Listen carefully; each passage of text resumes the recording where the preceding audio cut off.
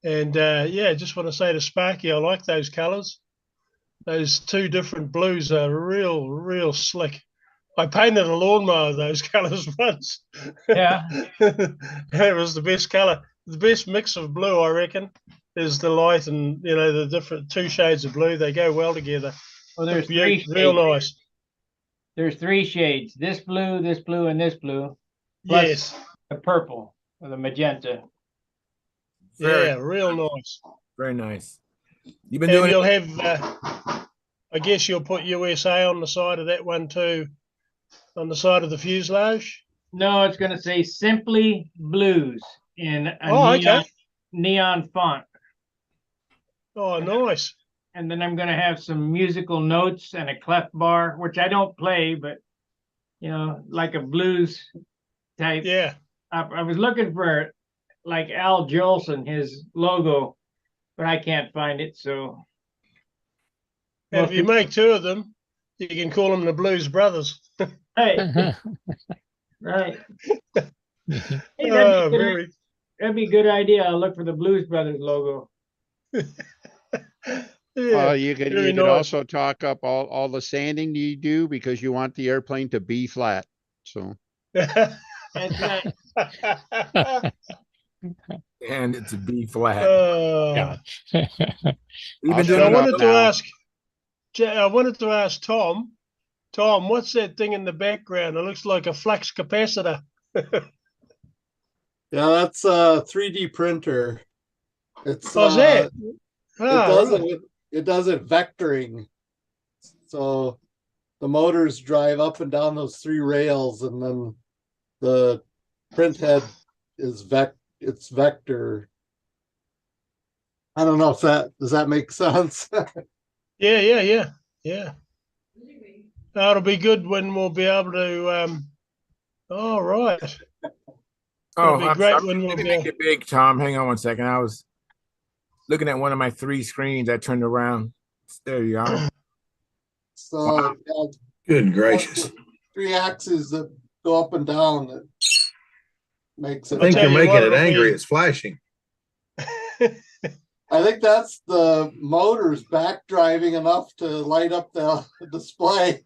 How about that? Very It's nice. not turned on. Very nice. Well, we won't have to worry about balsa wood when you can 3D a whole model. You probably can now. I actually have a 3-axis laser cutter that I built from scratch too. Oh, that'd be interesting. I use that to cut out ribs and stuff. He's just too darn talented. I got a laser cutter, but I don't know how to write G code. Can you teach me? Yeah, I sent you a link to the one instruction set. I'll send it again because I don't remember. Okay. All right. So, Aren't John, these machines supposed to be smarter than we are now? No, that doesn't take much in some of our cases. so John, have you been doing any building or making any progress on your Hurricane, or what you've been up to, John? Oh no, Sparky will be disgusted with me. I haven't even run up the engine. I had full intentions of doing that last week. I've been overrun with all kinds of other stuff, patching up smash ups, and it's sort of taken a low priority at the moment. The Hurricane. I've been working on the FW and another plane that I bent a bit, and yeah, just been really busy with other stuff. But I have been doing some flying too. Been having a ball. It's been a lot of fun. Did you get an Eagle Valve and spray bar? Yeah. I've got I've got all of that sorted, Sparky. I've got an exhaust system for the 61. Beautiful. The guy did a beautiful job, and 2 Venturis for both those motors, and spray bars for both of them, no problem. Enya, there's a guy here who sells Enya bits, spray bars and things, so they're not a problem to get hold of. So I got some spares, and yeah, I'll go get the Hurricane for I'll show you what I've done so far, and I'll show you later in the show. And I've got some photos of the rebuilt Fokker Wolf I smashed up when it hit my chair a couple of weeks ago. just about took my legs off. I'll show you that later. All right. Let me just say hi to Philip. Hey, Philip, thanks for coming in. How you doing? I'm doing great, crazy as ever. Tried to go fishing this morning, about froze, and then Lord, I'm telling you, Tom, I don't know how you do it, brother. It's too cold out there for me, and it's not even cold enough to freeze. It got up to 72, but it wasn't 72 this morning when we went out, and there's frost on the water, and you can't really see where you're going. That's my favorite time to be on the water, when it's not cold. But I lost a good friend to that last year. He went out on a 27-degree day practicing for a tournament, and that mist gets on your boat and freezes. He slipped on it, fell in the water, got out of the boat, but still died of hypothermia. So I don't like those mornings anymore. That used to be my favorite, but anyway, it's back to flying. Been working on I'm getting somewhere with the SV11 finally. I got the front end, everything's drawn. I've got to find some 332 plywood to cut it out of. With all the plywood I've got 1/16, 1/64, everything but 332 up to a quarter, but no 332, not a sheet of 332. I couldn't believe it. So anyway, and I'm trying to figure out how to get some of that stuff Charles got from Bob Hunt to make the front end. I have not been able to get in touch with Bob, and I have not been able to find the stuff on eBay to buy a piece of it other than a 12 by 24 inch piece for $38. Well, it wouldn't be so bad, but I need a 1x1. So anyway, we're working on it. All right. But I got a lot of projects in the wind. We're working on a lot of stuff. We seem to be making a little progress. We'll see. Hoping to have something ready to fly this coming weekend. Something new. So we'll see. All right. Let me see here. I think Dennis Adamiston, thank you for coming in. How you doing, Dennis? Oh, hanging in there, I guess. I've been battling what our good buddy Phil was battling in the springtime. I got this frog in my throat that's took up residence about a month and a half ago, and I just can't seem to get him out of there. And I've been Kermit has found a home and stuff like that. And I don't know. It just, other than that, it's kind of sucking all my fun out of my life right now. But other than that, what can I say? Chasing grandkids. You did a little traveling here and there and stuff like that. Went down to Gatlinburg. Noticed nothing that sounds like airplanes there, but hopefully you'll be able to get a few things sorted out here. Took down all the Halloween decorations yesterday. Started putting up Christmas decorations today. So, all right. Well, let me get to Caffeine. Hey, Caffeine, help me with some model airplane stuff. Hi. Doing good. I had like 5 flights on last weekend. All was on my factor because I was trying to find the best setting for my factor, and I think I wanna show you some video, and because I wanna ask you about how what do you think about this engine run sound? Alrighty. Let me share my screen first. Wait a minute. Let me try it again.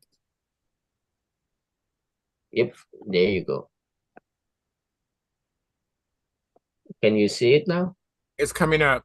It says started. All right. Started the screen. So there we go. There you go. All right. Flight keempat. Flight keempat.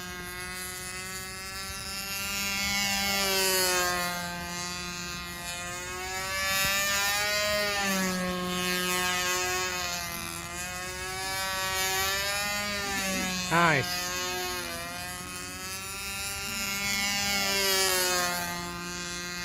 Lap time antara 5.10, 5.16. Lap time 5.10, 5.16.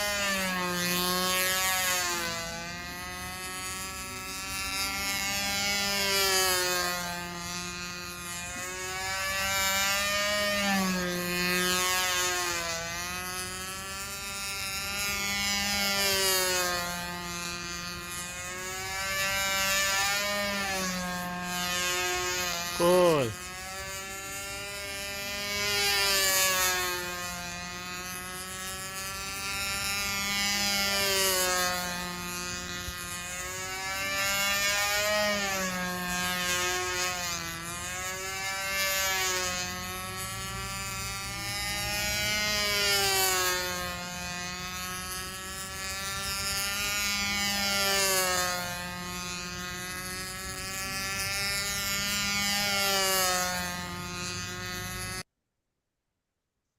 What's Yeah. wrong with that?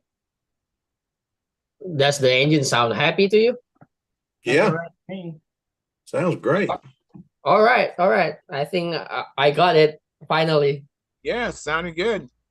Okay, I will keep that set up for a while. Both the airplane and engine setup. So I can now focus more on flying. So Your Mhm. flying buddy was calling out the lap time, but he was saying it in another language. What was he saying? it was between 5 5:10 to 5:15. Okay, good. Mm-hmm. You still fly a little faster than I do, but that don't mean a thing. Okay, all right. As I can fly it, it's a matter of preference, right? Yeah, It always. is. Yeah. It Okay. is. We had a guy here that flew 495, 496, and that's the way he liked to fly. Bob Okay. Barron used to fly faster than that. I fly Oh. 525 lap is what I shoot for, but Mhm. I'm getting caffeine. I'm getting old. I like to take it a little slower. Yep, I see. Very good. All right. Thank you guys. Oh, you're welcome. I think I'm not really sure the order, but I believe it was uh, Bob Whitley. Hey, Bob, how you doing? Doing good, Charles. It's been a little bit of a rough day, so I probably won't be on too long, but Okay.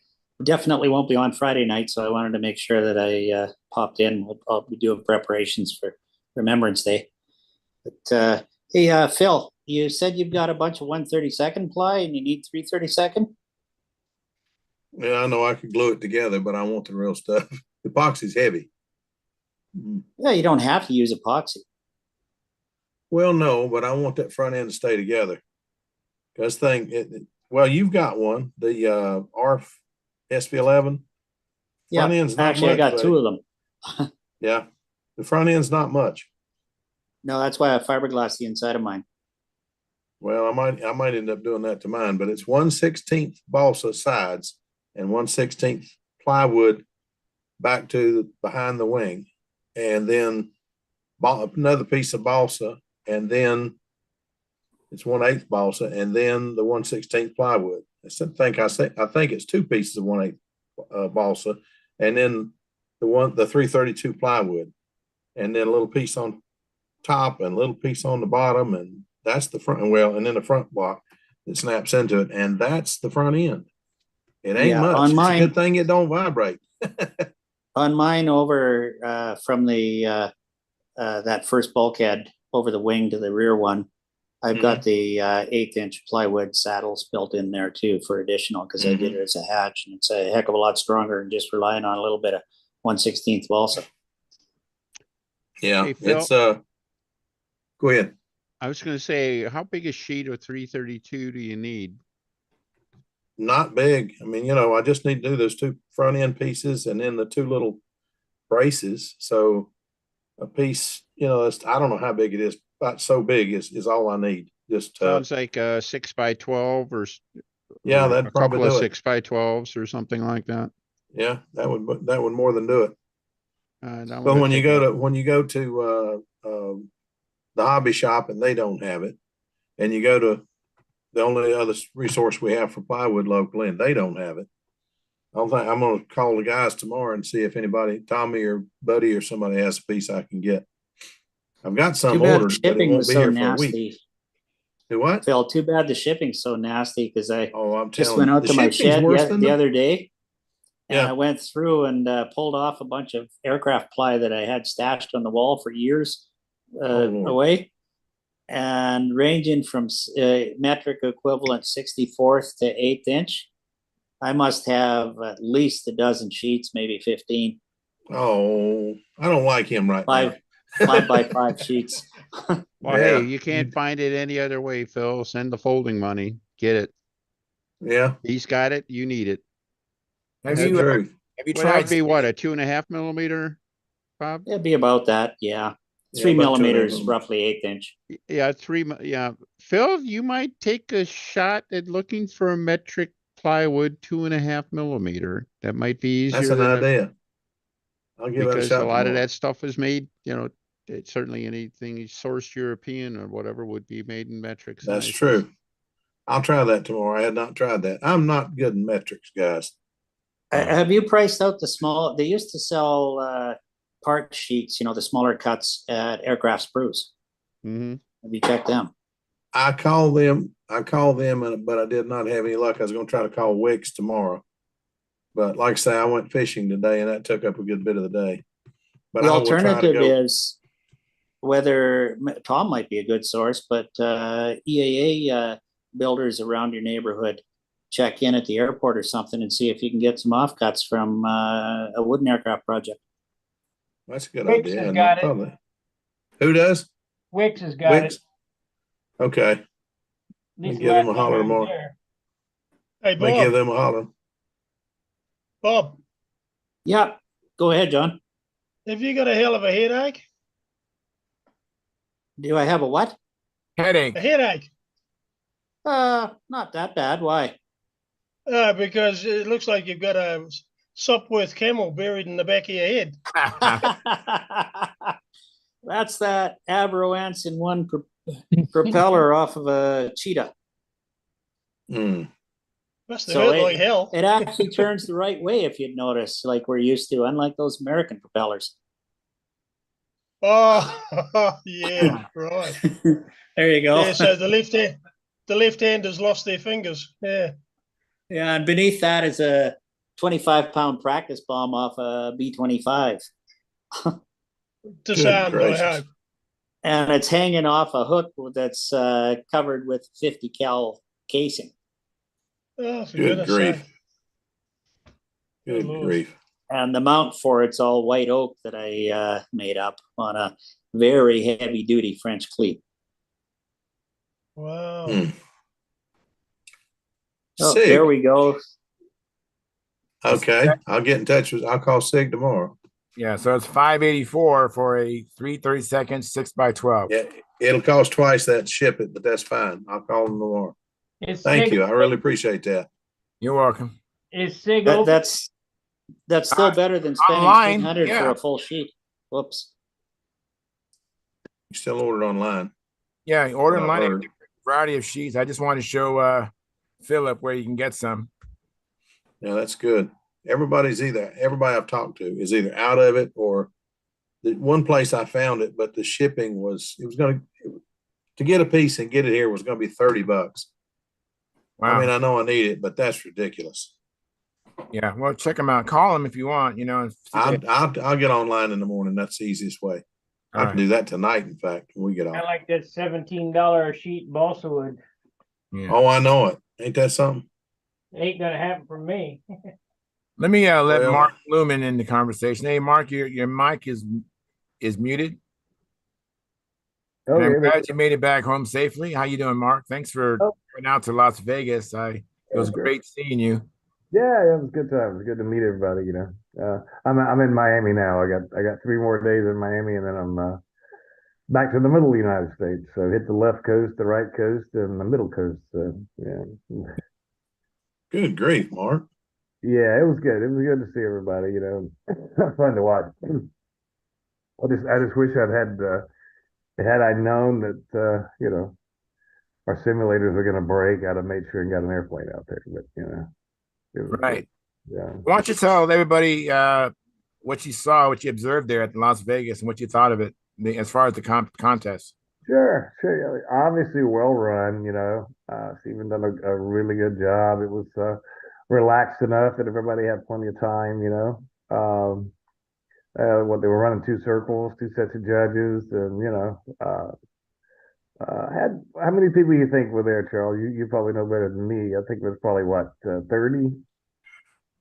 I'd say at least that. I didn't even count. I was just in competition mode, so I was just trying to take care of my own business. You know what I mean? So did you win, Charles? And I did not win. I took 5th place in advance. Very stiff competition. Mike Lonke did take 1st place in advance, but by only like a 1.5, he beat a guy named Paige Peterson. And then if he beat Paige, you did well. And then Paige, I'm assuming had appearance points. So Mike edged him out with no appearance points at a 1.5. And if Mike's listening, you can correct me. I'm sorry if I'm not saying it right. But good right. competition. I mean, I was in advance. Advance was tough. And I don't remember who was third. My guess was Roger Kramer, who's a protege of Gordon Delaney. I'm surprised Gordon's not here. But yeah, the Utah guys were tough because and then behind, I think Roger was Brent. Or Brent is actually an expert. So So who won? Who won expert? David Fitzgerald. Dave Fitzgerald. Maybe. Figures. Chris, And he only beat Chris by 0.5 points, apparently. right. And then Steve Harris did very well against that competition. It's very well. You know, what I really like about the format, besides the classic on Friday and old time and Super 70s on Friday, but started Saturday and Sunday. We had 2 circles, like Mark said, and then we had on circle 1, we had Eric Rule and Pete Peterson as a judge. Then on circle 2, we had, excuse me, I misspoke. It was Eric Rule and Leroy Black on circle 1. Very good judges. And then circle 2, we had Joan Cox and Pete Peterson. So the judges stayed put. And so on Saturday, you got 1 official flight on circle 1 and then 1 official flight on circle 2. Sunday, the judges were still there and same circles. And you had another official flight, you know, on circle 1 and circle 2. And then you could throw away two of your bad or low scores, and they total your 2 best scores off of each circle.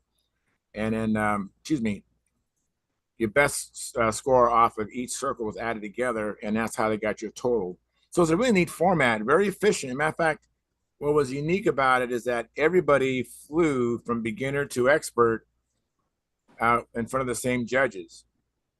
So that was a really neat format, very efficient. And in the RC club, during the break, which is about 10 o'clock, 10:30ish, they provided hamburgers and hot dogs and other things there. It was really well run, excellent, and some beautiful planes. Oh, and the weather. Yeah, the weather was. Yeah. Wasn't it nice, Mark? I mean, fair. I mean, really. I wasn't flying, but other than a little lighter wind, then probably would have been better, or a little bit more wind would have been better. But you know, yeah, the weather was great. I mean, you know, from what I saw, you know, that really was ended up, like I say, outside looking in or there looking in, you know, and not participating, but it looked really good. Yeah. Joey Matheson there.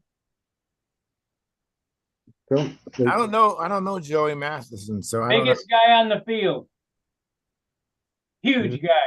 No, I don't think so. I think the tallest one there was probably Tim Just. No. Yeah, but there was a Curtis Williams, Brent Williams' brother was there, and he's a big guy. He ain't as big as Joey, I'll bet you. Okay. I'll take your word for it, but no, the biggest guy there was Curtis. Joey's close to, I'd say he's probably 6'11", 6'11", about 400 pounds. Wow, that would have been the biggest. That's a big boy. He flies speed, but he lives there in Vegas.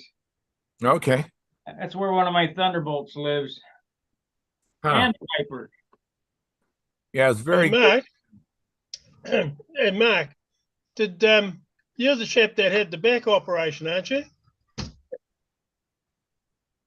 How's that going? Yeah, it's still got some recovery to go, and some of the nerves are still waking up, you know. But yeah. I'm 80% functional, you know, as far as, you know, I'm not going to go out and run, but no. Yeah, it's good. I think that it's easy to have non-successful back surgery, and I think I got lucky. Yeah. Good. So you're happy you had it done?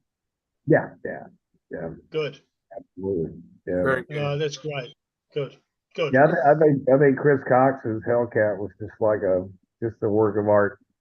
obviously, I mean, but yeah. But Oh, speaking of beautiful airplanes, I did see Gordon showed us here, but that P-51 from Roger Kramer. So did you see that plane there, Mark? yeah, I did. Wasn't that beautiful? Exquisite. I mean, the detail. Did you see that plane, Jim Hoffman? I did. I got a very close-up tour of that airplane. Yeah, it's a very nice airplane. Very, very Yeah, nice. I snapped some Roger pictures. is very proud of his clever hatch release mechanism, and we took some pictures and I videoed it, and we're probably going to steal shamelessly his idea. Very good. Very good. I'll get right back to you. Let me let Carl read. He came in earlier. Hey, Carl, thanks for coming in. I really appreciate it. How you doing? Oh, doing good. How did Joe do? Joe. Did Joe compete? Yeah, Joe competed. He did really well. He took first place. And I'm really proud of him because he flew a plane. He only had like 3 flights prior to flying it on, at the asphalt at Las Vegas. So he did really well. He had to overcome his anxiousness and anxiety because he didn't know what to expect from that plane to do a loop. He hadn't done a loop before, and he did it on an official flight. So he did really well. He overcame his fear and did it anyhow. So that was good. How many pilots in the beginners? Well, Joe is such a demonstrative beginner pilot. They didn't bother to show up. Once they knew that he was going to show up, they just bailed. Hey, I don't know if Lockheed. I had one an engine or so in the thing, the thing. Good boy, CRS. I lost. You lost. CRS is real, brother. I'm telling you. Forehead, yeah. The raffle. Oh, the raffle. Yeah, and I told him to give it to Joe, the engine or whatever. Yeah. Oh, really? Okay. That might have happened. I don't know. I don't remember. I remember him saying something about this was from Mark, and so maybe Joe has it. I can't confirm or deny. All right. Yeah. And then, by the way, Carl, your audio is horrendous. Yeah, it's bad. So I'm sorry. And Lynn Burrell, when you show up, right now you got your camera disabled and your mic muted for good reason, obviously. So when you get a chance, I'll let you pipe in. But for right now, let me hear from Jim Hoffman what he thought of the Las Vegas Stunt Challenge, or what he wants to talk about, whatever. Well, thumbs up. It was a nice contest. I came in, I heard they said the weather was incredibly nice, although a lot of dead air. The dead air was very painful. I got hit horribly. I did a maneuver, did a vertical 8, and the plane sailed over my head to the other side of the circle. I recovered, finished the maneuver, and I got a 19 on that. Yeah, damn. But it's a beautiful sight. And the weather was perfect other than a little dead air. They did a good job of running the contest. They had some nice prizes. Everybody helped out. It started on time. It ran pretty smoothly. They made sure we were fed. They arranged with the local RC group that usually uses that site. They cooked hamburgers and hot dogs, made them available. They supplied sodas and water for the whole weekend. So they did a good job. Ruben had a pizza party at his house on Saturday night. That was a lot of fun, a lot of chance to sit down and chat with people that you sometimes don't get to chat with at all. At a contest, you're pretty busy doing that stuff. So I got to meet some people I hadn't really met before, or at least have some real FaceTime with them. On last night, a lot of us were staying at a hotel on the other side of town. Is a casino, and there's a big buffet there, and there was maybe 20 of us there last night. Had a nice time enjoying the buffet together. And you mentioned Joe Mata. I made sure Joe got recognized, and here he is sitting with a group of 20 people who've been flying in model airplane contests for decades and decades and decades. And here's Joe flying in his first model airplane contest. So he was recognized. He got a round of applause for that. Good. Yeah. No, I have nothing but nice things to say. It was a great contest. Hope everyone got home safely. Mm-hmm. That's been, and I see Steven has arrived here, so he's probably a little tired. Steven, do you have any butt left? Because you worked most of your butt off. Yeah. It was a tough run. It was a tough run and a tough contest. It was a lot of work to put in, but it was a great effort. And I think seeing that everybody had a great time was what makes it worthwhile and really pay off. I think we had a great event. I think we had excellent weather. You couldn't ask for better weather. Really happy about it because today you wouldn't be flying. Winds are up to about 24 miles an hour today, even though it's 82 degrees. But I think the contest I outdid it and did better than I did last year. And I think everybody had a great time.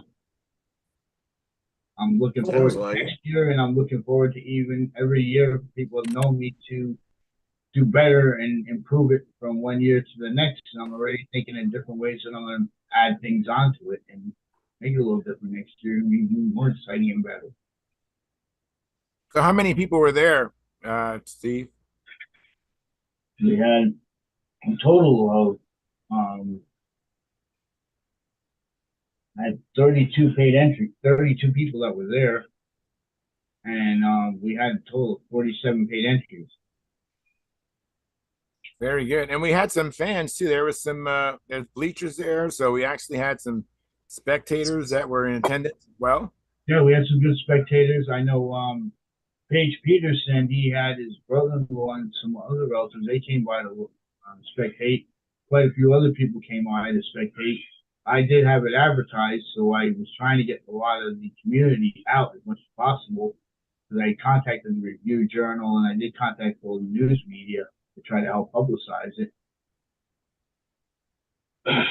Did a great job. And I have a correction. Mike Lonke says that yes, Joey Matheson was there, Sparky. So I don't know how I missed the guy, but he was there.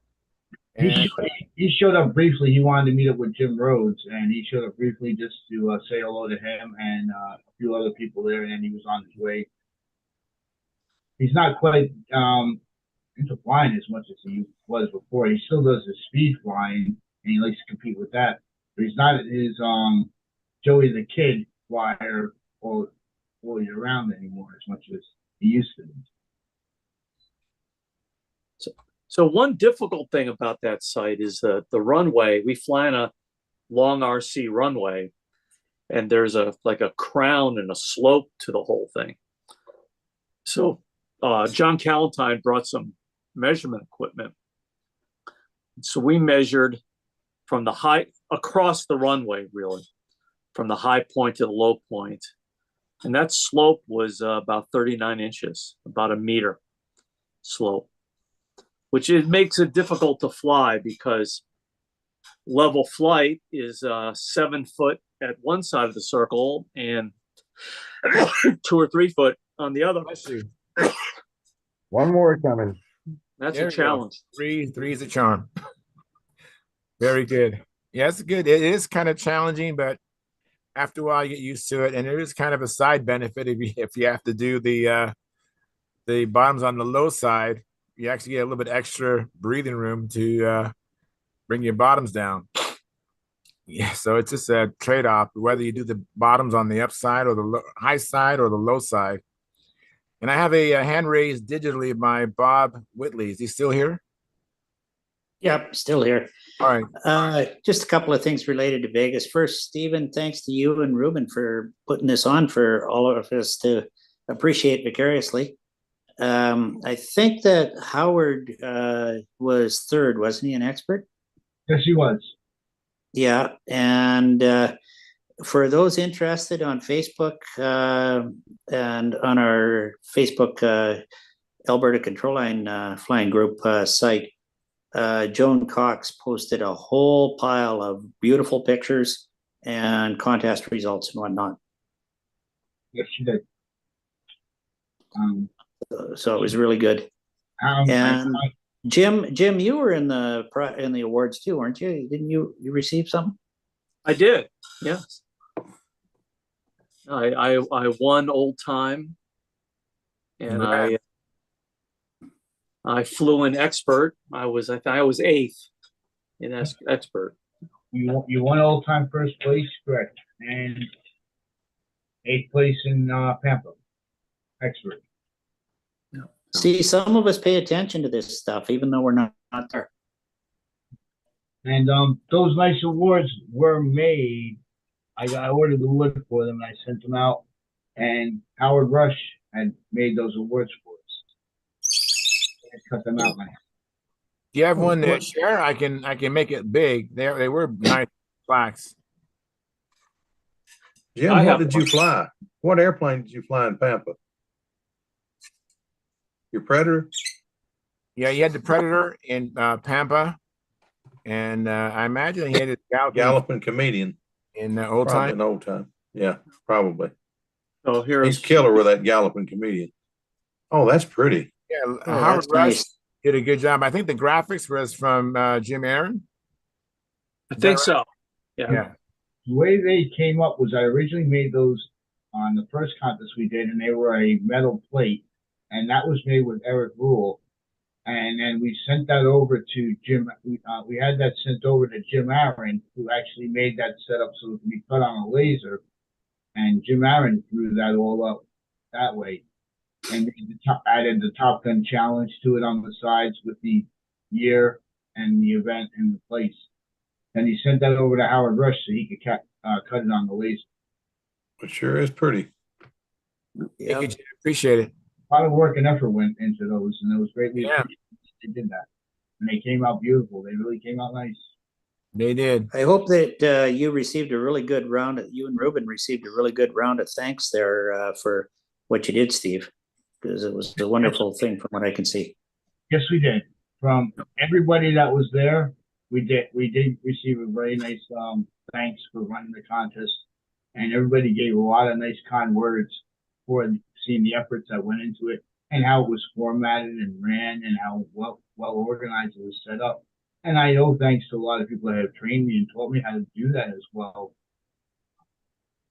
making the contest better and working with it better, and their tips and advice as I'm going along with it, even during the course of the event. But yes, we did. And then, as always, Dave Fitzgerald did have some nice, kind words to say at the end of the event when he was the Top Gun Best of the Best winner, and he received his award for Top Gun first place and the perpetual. Mm-hmm. I really like the recognition you did, Steve, with the music. A lot of contests I've been to, I've been a little bit disappointed. Even though I wasn't winning, I thought the recognition could have been better, but you did a really good job recognizing those award winners. I thought that the music and the way you did it was really good. And Jim, you also do a very good job of recognition at VSC. That's the way you do it at VSC is also very, very, very nice. But it was very awesome. And go ahead, Phil. Go ahead, Phil. All right, the $64 question. Are you going to do it again next year, Steve? Absolutely, yes. Good deal. Okay. Absolutely, yes. I'm looking to do it again next year. More than likely, I might run the same type of format, but I'm going to give some more added changes to it to make it more challenging, more interesting, more fun and enjoyable, and try to outdo myself in what I did this year. Sounds like a plan. is I want to say to Jim Hoffman especially, thank you very much, because yes, you did make the comment and notice we have your copyright rules of how we format our contest and do everything on the registration desk. Is basically how you do it, and it seems to really work very effectively and well, even though we improvise it a little bit in our own standard for our help group that can work with it. But excuse me.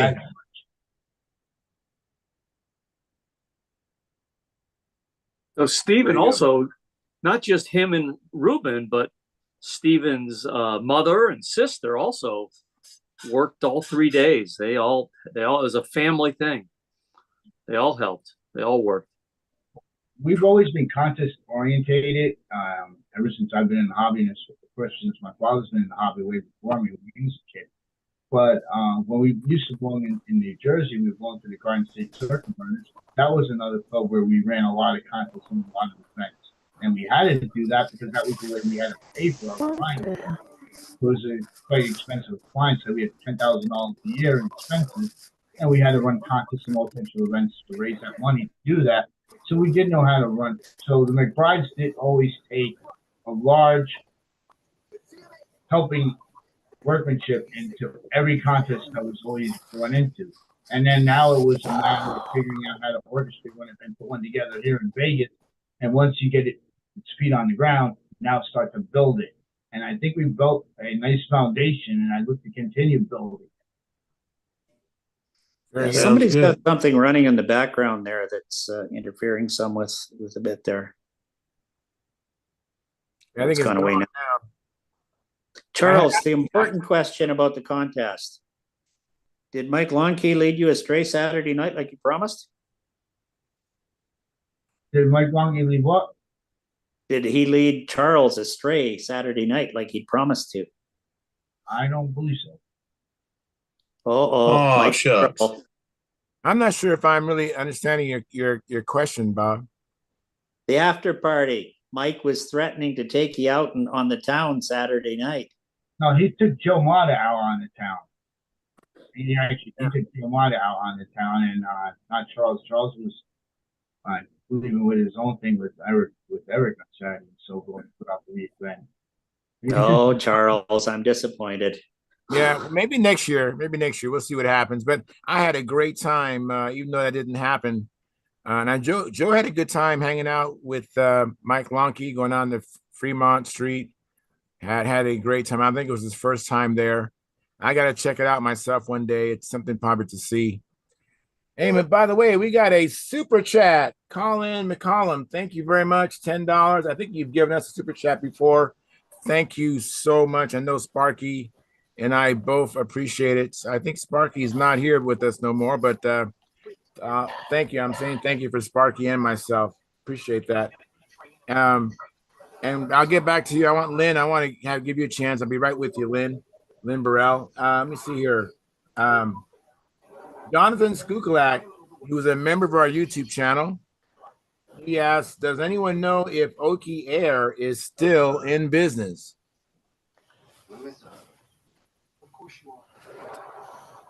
Oki Air, he's still in business, but slow as molasses. I don't think so. I ordered lines from him, and he keeps telling me he's going to make. What's up? I ordered lines from him in August, and he keeps telling me now he's going to make them next week. He's going to make them next week. He's kind of busy with his other job, which is his full-time job, and this seems to be like a part-time thing on the side or whatever.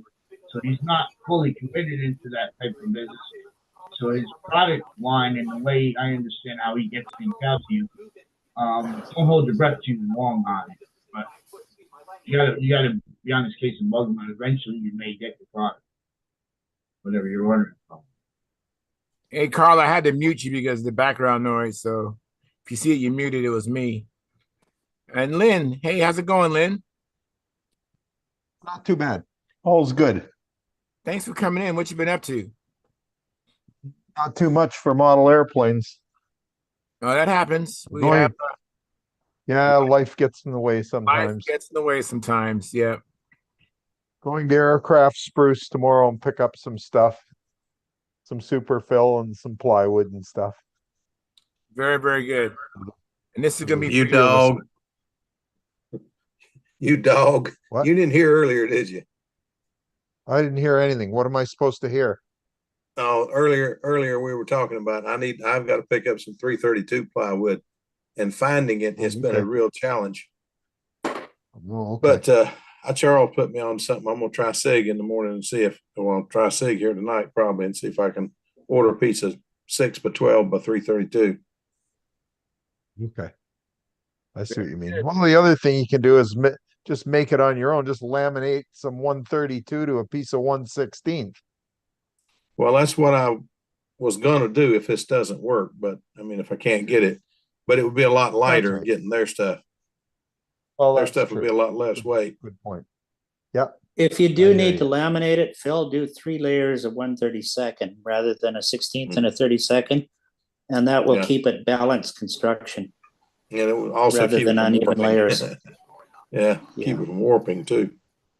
Yeah, we're gonna do something tomorrow because I've been waiting 2 weeks expecting a piece of wood to come in, and it didn't. And I called today and asked what had happened, and he said, "Oh, you're on back order, but as soon as we get it in, we'll send it to you." When do you think that'll be? Oh, we have no idea. Just good grief. Exactly.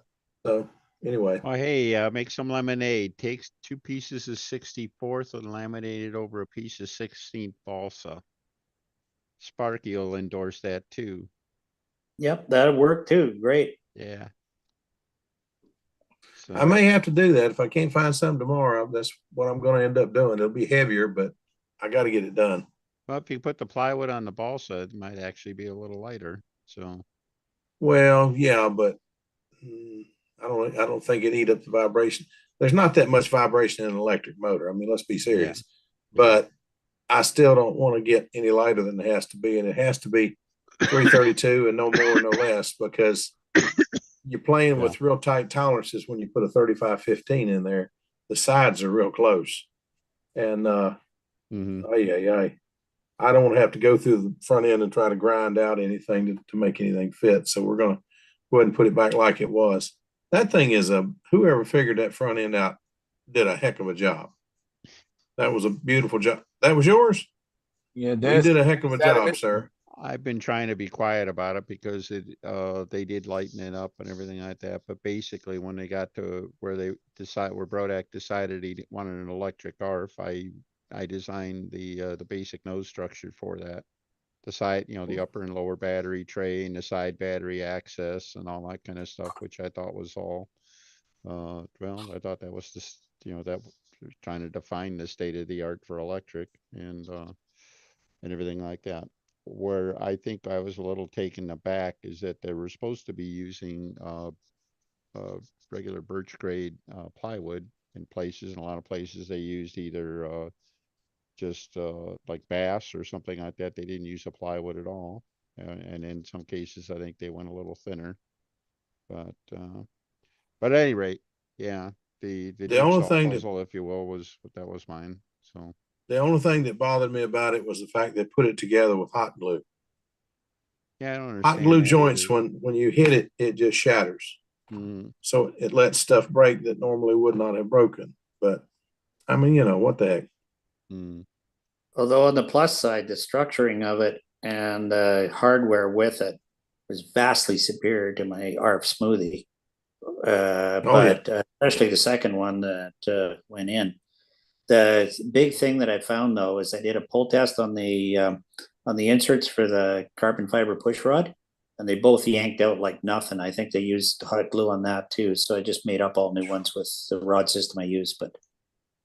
But anyone doing vector ARF or SV11 or probably a vector, I strongly recommend inspecting that push rod thoroughly.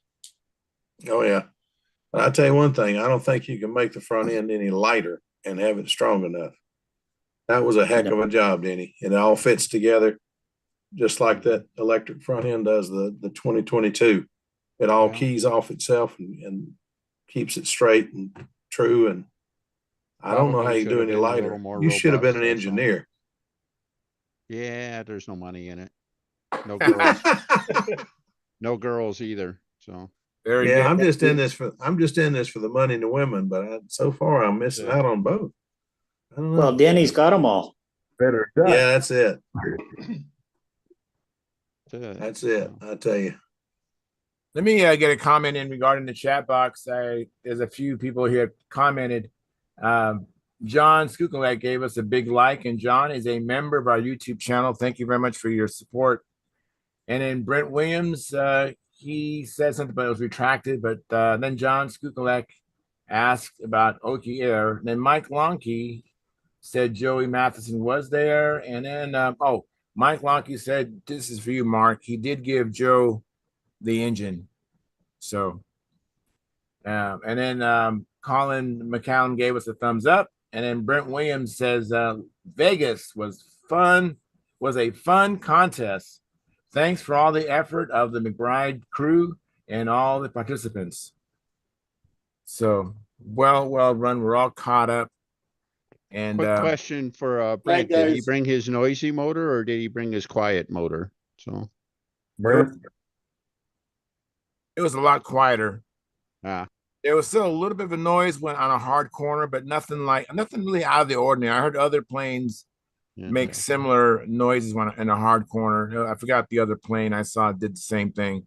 So it was fine. I mean, last year it was unusual, but this year well, is everybody was picking on him last year for a noisy motor, so just Yeah, had He to had a ask. different motor in it. So. Brent had a different motor in it this year. yeah, it sounded normal. Nothing out of the ordinary. And Hey, the noisiest motor there was Keith Trossel had an unmuffled Orwick in his old-time stunt airplane. Yeah. That was high on the irritating scale there. Yeah. Did Keith get his flights in? He did, although, Denny, you and I texted about an old-time stunt rules interpretation with an unnamed contestant. Mm-hmm. But that unnamed contestant had a very loud motor. Okay. Okay. I have a 90 dB rating on that field, and I do know that we do stay below that. Even though 90 dB, you don't want to be listening to it here, but that is the rating we're allowed to keep. After 90, it starts just melting the meter down, right? So I'd say more than half the airplanes were electric. Yeah, there was a lot more this year on electric than there were I see. Just curious. Have Spectra lines made it to the West Coast? Or is everybody still standing off? I used them on old time, and I saw one or two other airplanes with Spectra, but mostly not. Yeah. Okay. I was just curious. I thought it would have been more accepted by now, but apparently it's still taking a while to catch up. So I think a lot of people, myself included, are flying Spectra on smaller airplanes, but I've never put them on a big one. I know Dennis Nunes is the same way. So we like them. We just haven't gotten there yet. Yeah, I'm flying my Spectra, and my I didn't know my SV11 was so heavy. With the battery, it was 74 ounces, and I'm using the Spectra lines you made for me, Dennis. What weight were those? Those were what pound were they? I think those are 80-pound Max Quattro. Yeah. And next year, that's what I've been using on my own. And next year I'm gonna switch those over to 100-pound Wind Tamer, which I understand is a little bit stiffer yet. So, hey, I think there was a storm warning coming from New Zealand there. A hurricane. Yeah, a big. That would be a cyclone down your way, wouldn't it? Yeah, well, we've had one. No, I think he means your airplane is holding up, Jonathan. Oh, yeah. Well, no. Well, funny enough, we've had our first cyclone about a week ago. That didn't do too much harm, but we've got another one apparently brewing up. So I think we're going to get a few this year. But no, here's this is the nose so far. and I've been trying to keep the weight down. You can probably, I don't know how well you can see this. The camera on this laptop's not very good, but this is the Mirko 61 that I got from Sparky, and it's the first time I've done a real sort of careful job of doing the. I've got to cut vents in it and so on yet, but he's gone now. But he'd be proud of me. It's under half an ounce, believe it or not, just under half an ounce. Oh, very good. That's cool. It'll get heavier, but yeah, that the nose cone's the wrong color. It'll have to be light grey, I guess, or whatever. But anyway, that's the size, and yeah, we're getting there. So that's that. And if you want to bear with me for a minute, I'll try and bring up. Now you're going to share first, don't you? Is that correct? I want to show you some photos. You bring it up first, and then you hit the share button. Ah, right. And then when you have to hit the share button, then you have to reselect it. Oh, right. And just before I go into that too, I think it was last time I was on, Charles, you asked me why I hadn't tried a clover leaf. And I think I came up with some vague answer about, I need an aeroplane with plenty of authority and all the rest of it. And then when I got off, I thought about it a bit more, and I thought, no, I'll have to be honest. So I'll confess in front of all of you, I've got KFC disease. Right? That's why. Can't remember a something thing. No, KFC chicken disease. That's why I haven't tried a clover yet.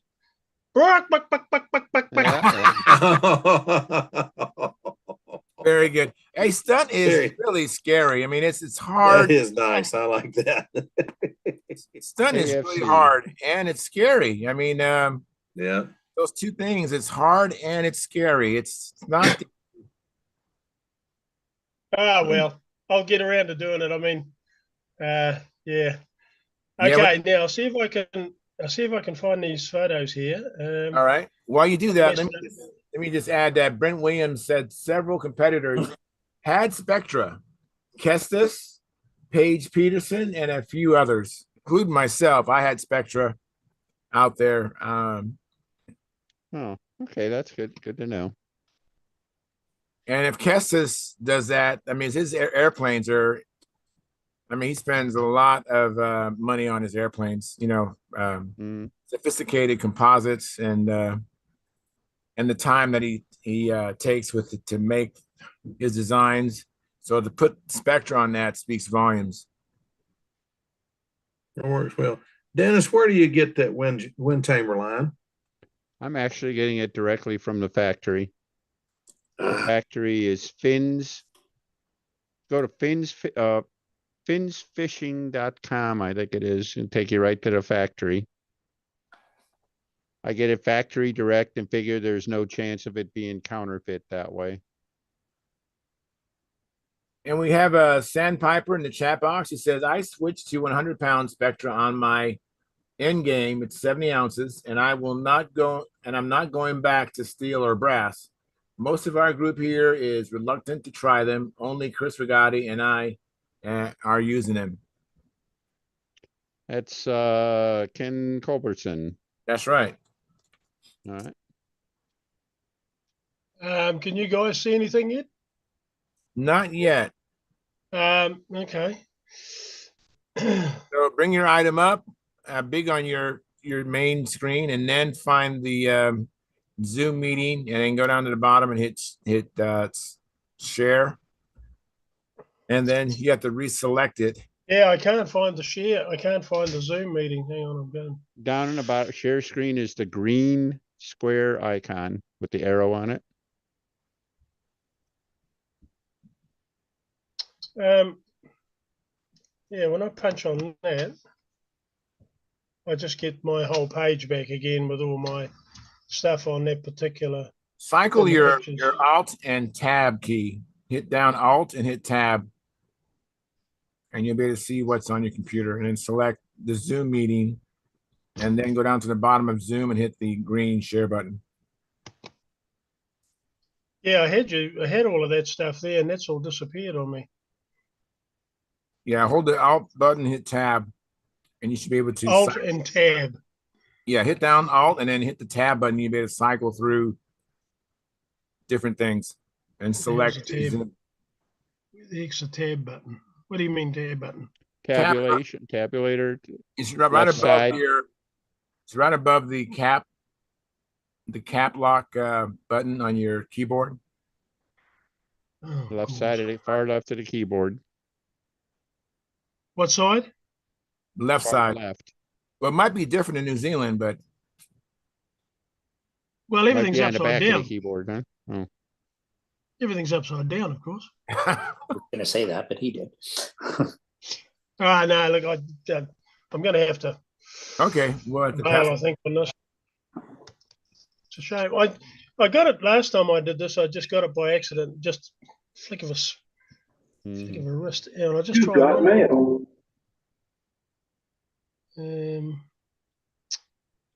Oh, hang on. Oh, hang on. That might be you. There we go. Oh, I got Dennis's mugshot then.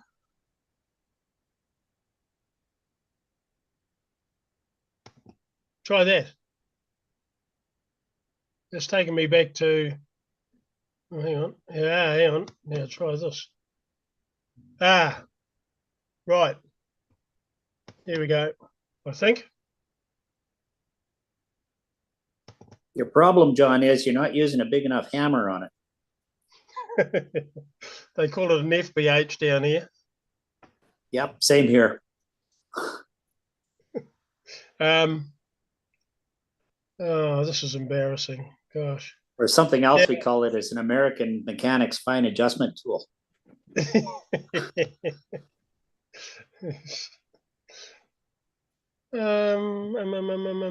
Share sound, share. Oh, hang on. Try this. Oh, there we go. It's starting. Yeah. How's that? It's coming up.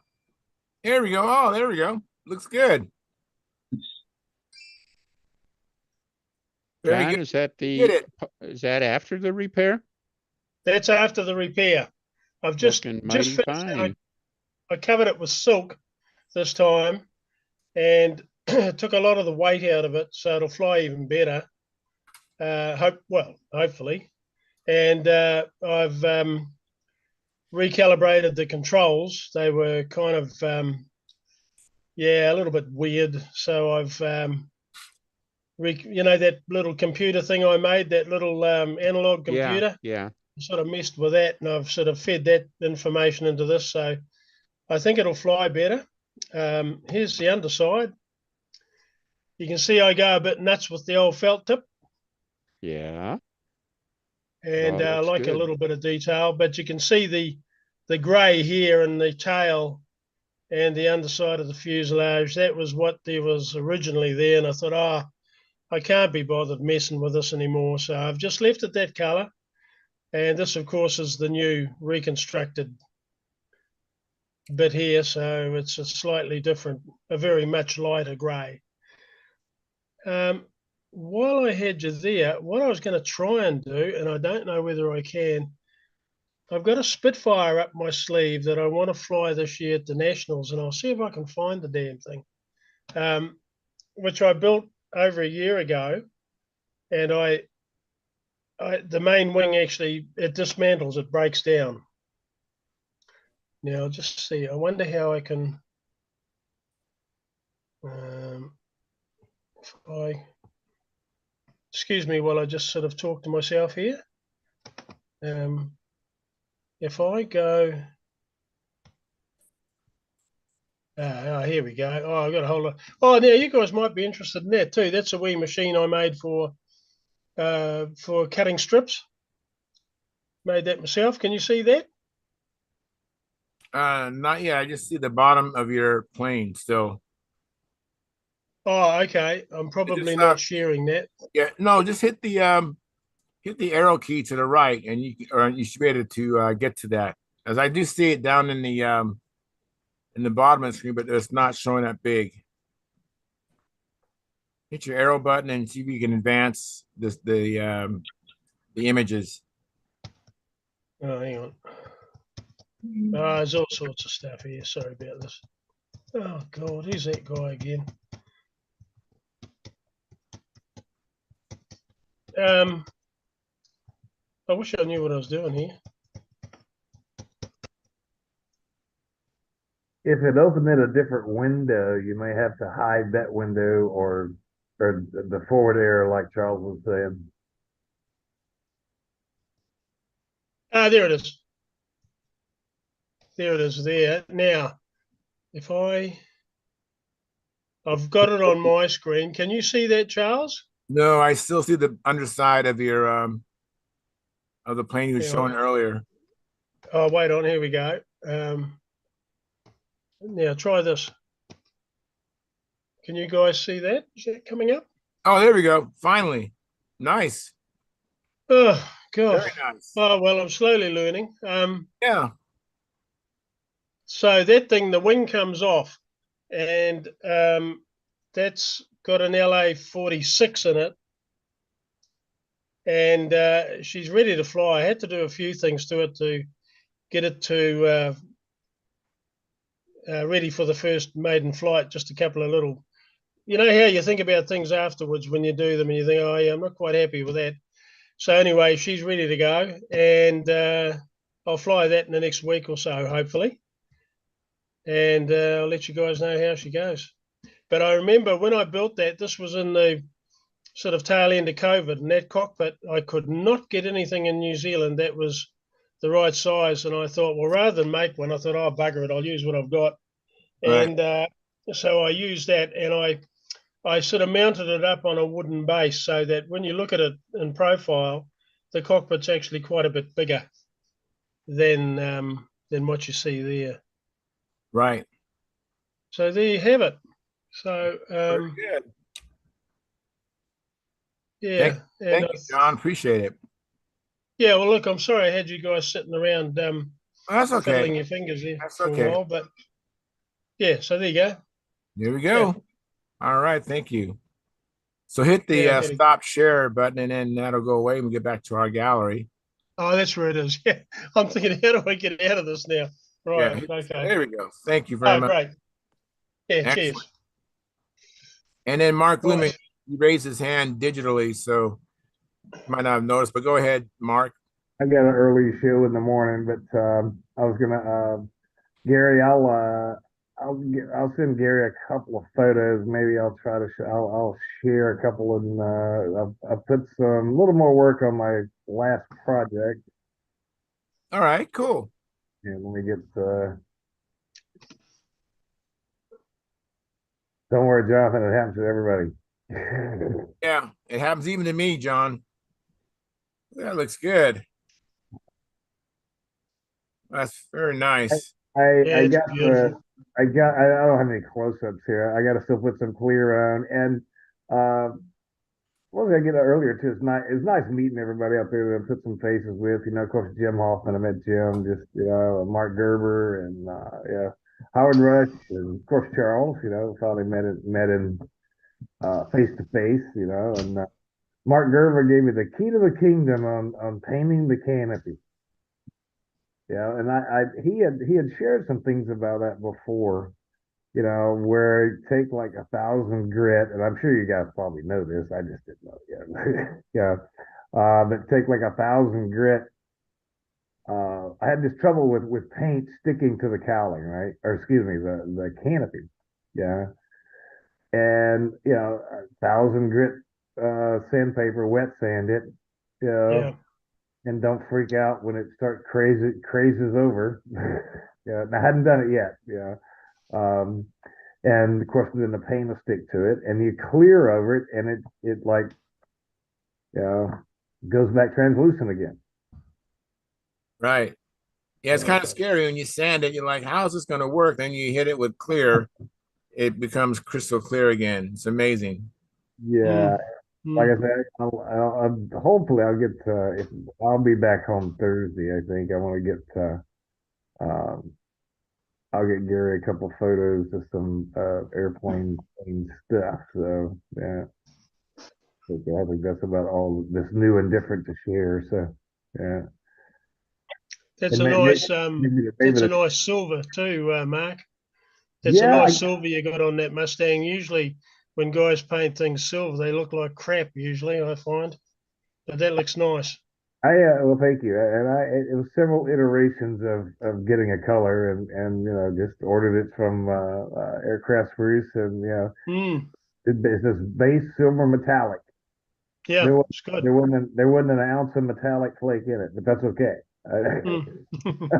Yeah. But Very anyway, nice. That'll fly well, I reckon. Yeah, I'm a, yeah.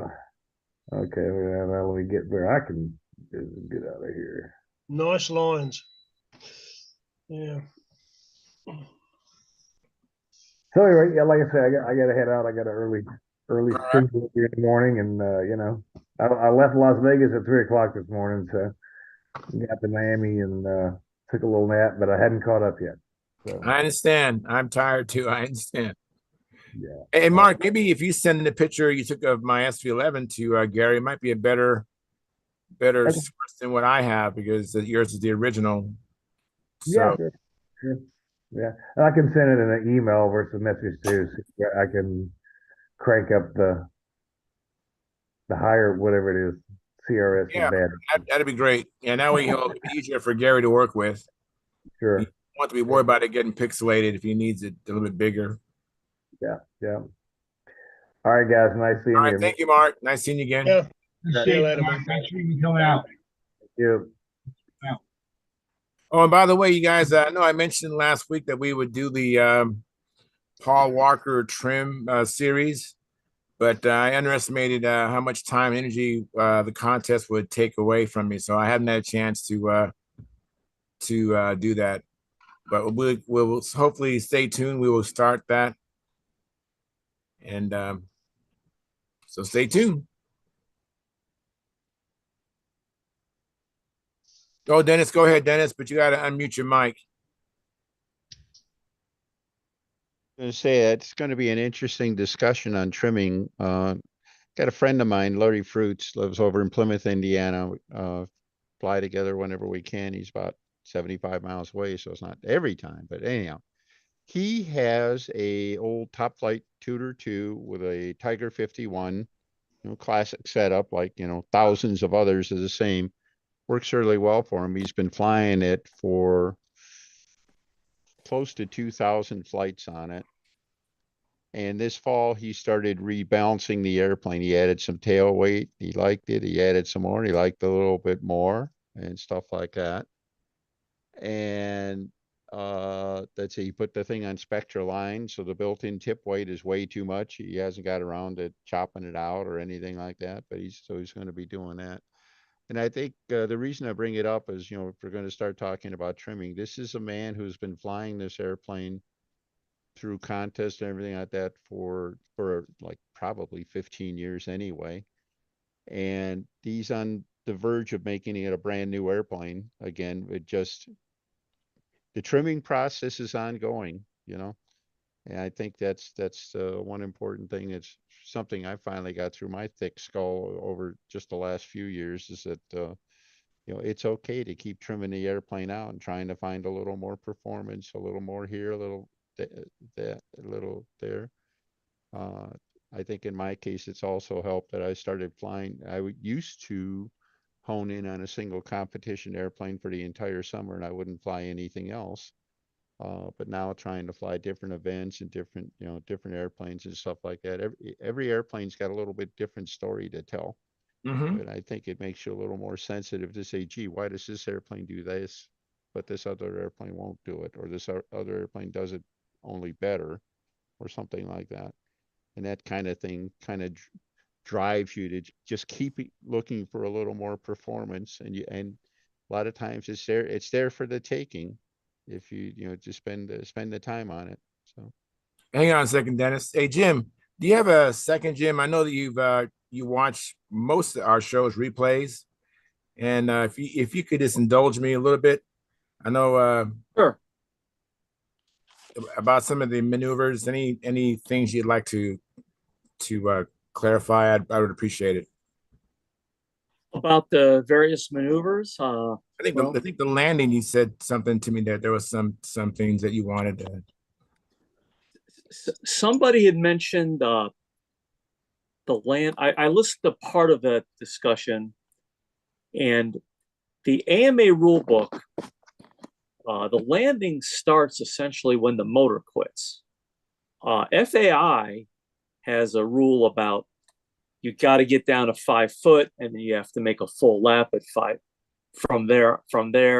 And someone said, I don't judge until the plane gets to 5 feet. And maybe that's applicable to FAI. I'm not sure.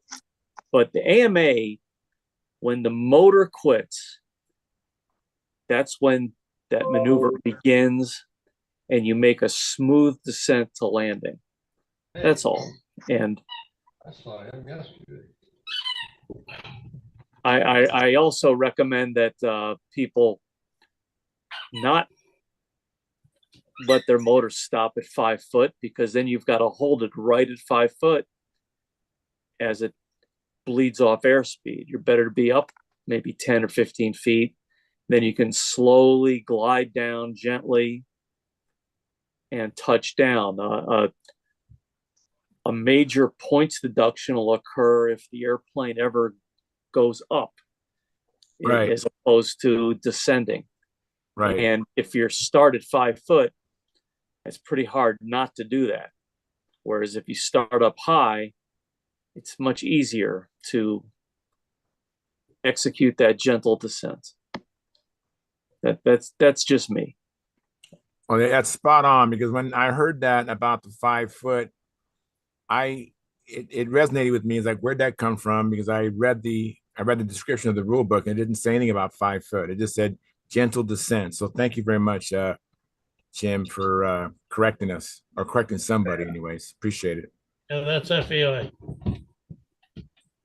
Yeah, there's probably some confusion there. Thank you. I know you got to go, Jim. Thank you very, very much. I got to go. Have a good week, everybody. Thank you. Thank you, Jim. And Jim. let me welcome, let me make you guys big so I can see. I see Gordon, but who is in the background? Howard Rush. Hey, hey, Howard, how you doing? Oh, yeah.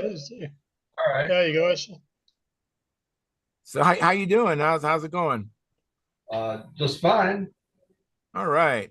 Very It good. must have been Howard making that squeaky noise a minute ago. Oh, that's a dog. Not my airplane, but an actual dog. There he is. Oh, there he is, the co-pilot. Congratulations on your placement in the Vegas contest. Sorry? You were third place, weren't you, an expert? Yes, I was. Congratulations. You had some tough competition there. The engine stopping at 5 feet. One does that if one wants to land on the pavement there sometimes, depending on where the wind is. Yeah, I was mentioning earlier that Joan posted a lot of really good photos and whatnot of the contest. So your plane is prominent in a lot of them. Mm. Very good. Even if it is a dog.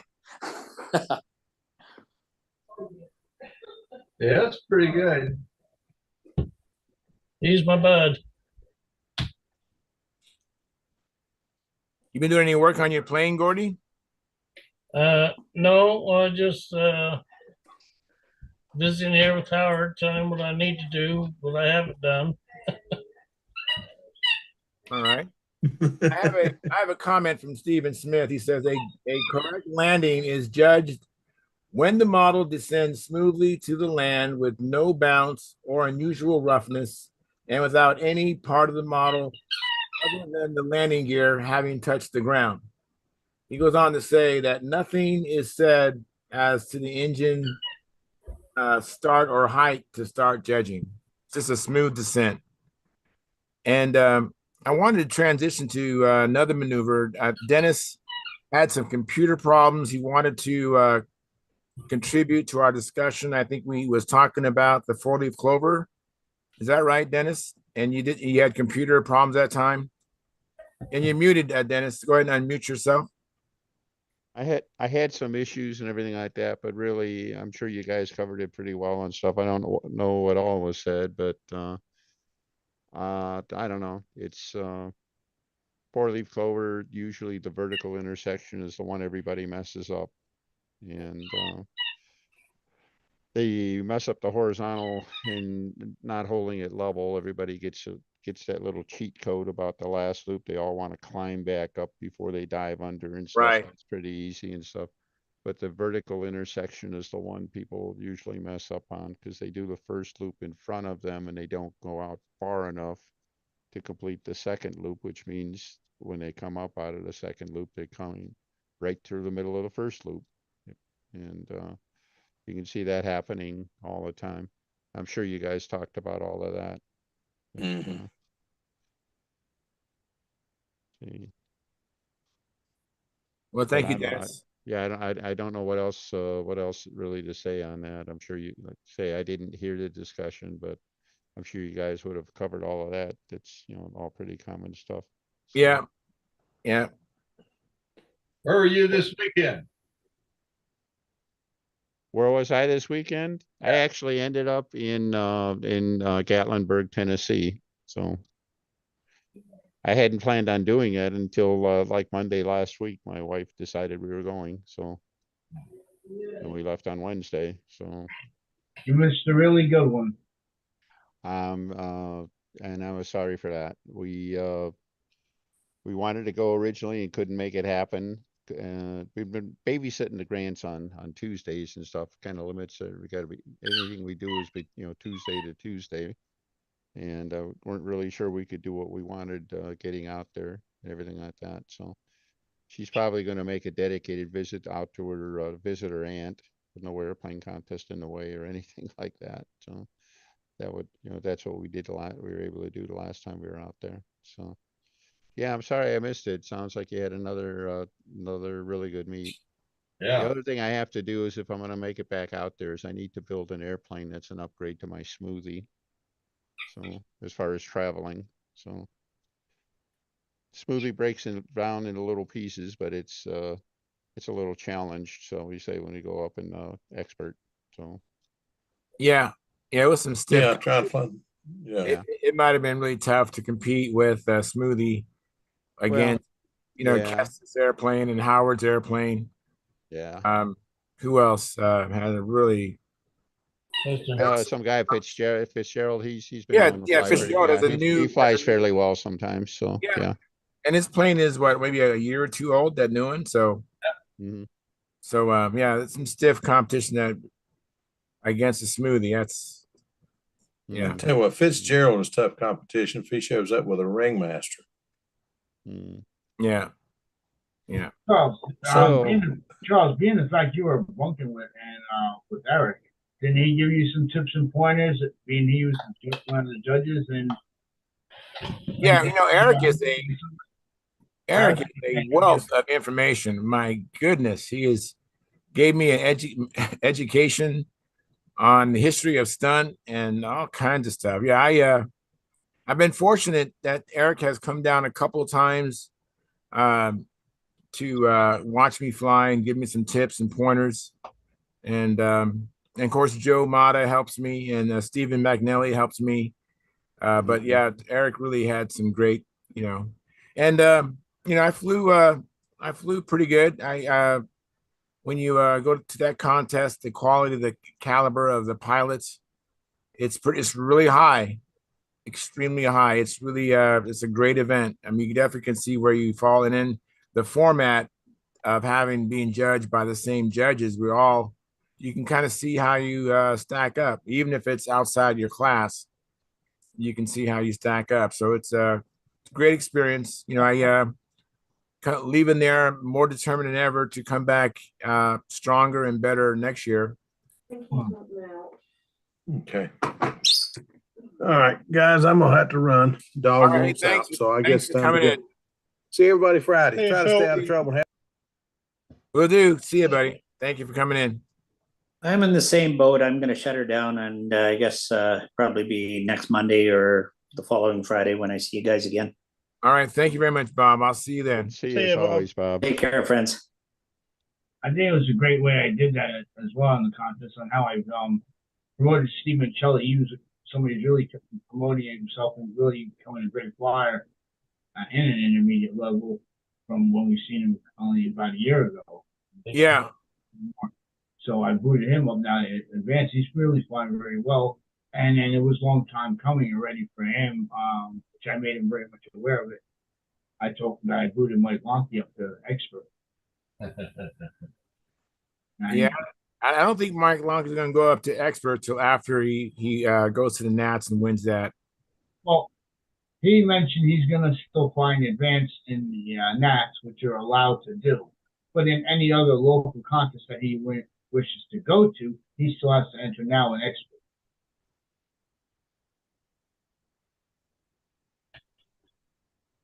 Yeah.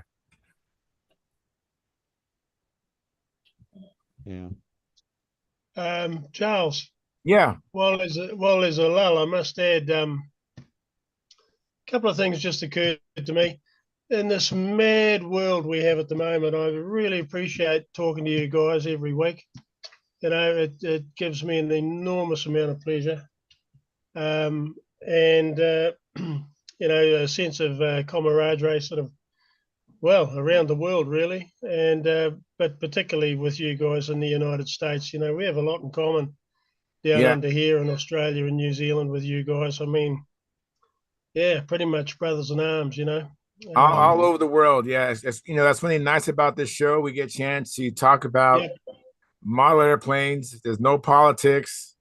No. None of that, you know, and we have a good time. I think I mean, even though we all have very different opinions about things, we really enjoy the camaraderie of the show, and I think it's special. And of course, I'm biased and unapologetically biased. That I think that more people should at least watch this show, maybe the reruns, or watch it on YouTube. Not necessarily come in here, because honestly, it's really hard for me to handle more than 22 people in here. I mean, tonight we have 10, and it's manageable. But I think our audience should be that our viewership of watching the live show, should be through the roof, you know. And but it's enjoyable. We have. I mean, when I met Mark Lumen for the first time in person, you know, it was great. We've been talking and seeing each other on YouTube. I had the same experience when I met Dennis at Las Vegas, you know, and when I've met Mark Gerber, spent a little bit more time with Mark Gerber this weekend. You know, I sat next to him at the pizza party at the McBride's house, and you know, it's so neat. People got to come out. And Las Vegas is, I mean, it's a destination place. I mean, you can always get airline tickets to Las Vegas. Maybe leaving might be a little more expensive, but getting there, everybody should come. It was a great, and boy, I don't know how you got the weather right, because today when I left the hotel, boy, it was windy. Oh my goodness.